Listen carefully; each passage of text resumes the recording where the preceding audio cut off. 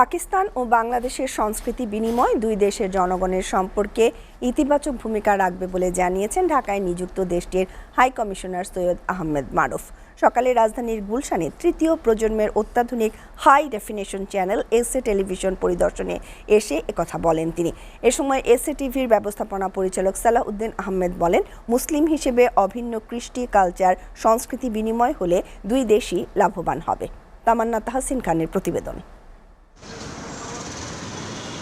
প্রথমবারের মতো বাংলাদেশি কোনো চ্যানেল পরিদর্শনে আসেন ঢাকায় নিযুক্ত পাকিস্তানের হাই কমিশনার সৈয়দ আহমেদ মারুফ। এসএ টিভিতে তাকে স্বাগত জানান অতিরিক্ত ব্যবস্থাপনা পরিচালক নূরে আলম রুবেল।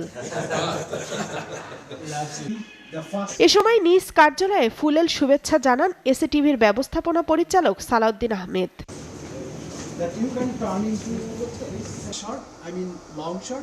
পাকিস্তানের হাই কমিশনারকে এসএ টিভির স্টুডিও ঘুরে দেখান টেলিভিশনটির নির্বাহী পরিচালক রাশেদ কাঞ্চন।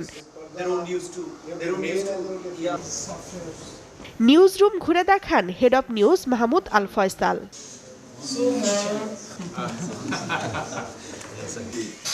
টেলিভিশন স্টেশন পরিদর্শন শেষে অনুভূতি ব্যক্ত করেন পাকিস্তানের high commissioner Syed Ahmed Maruf. In fact, this is the first time that I have been to any Bangladeshi TV studio.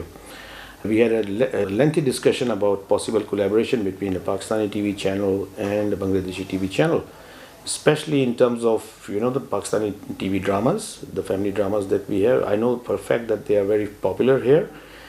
And I think there could be potentially a number of Pakistani TV channels that can possibly collaborate with SA TV or maybe some other TV channels as well, like exchange of dramas and so on and so forth. And trust me, the Pakistani audience would also love to watch Bangladeshi dramas. Since we have a problem with understanding each other's language, maybe we can exchange those dramas with subtitles. And I'm sure the kind of culture that both our countries have, I think the genre of the drama and the kind of the family dramas, the love triangles and everything is same here and over there.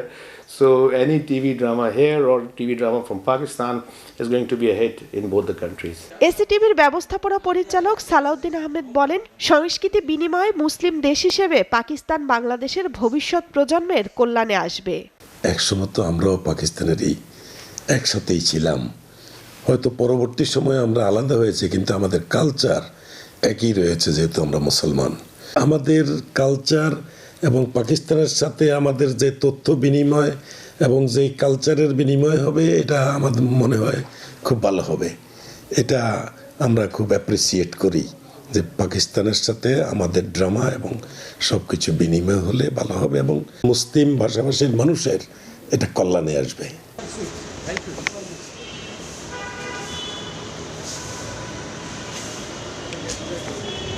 Tamannaah Tahsin Khan, SA TV, Dhaka.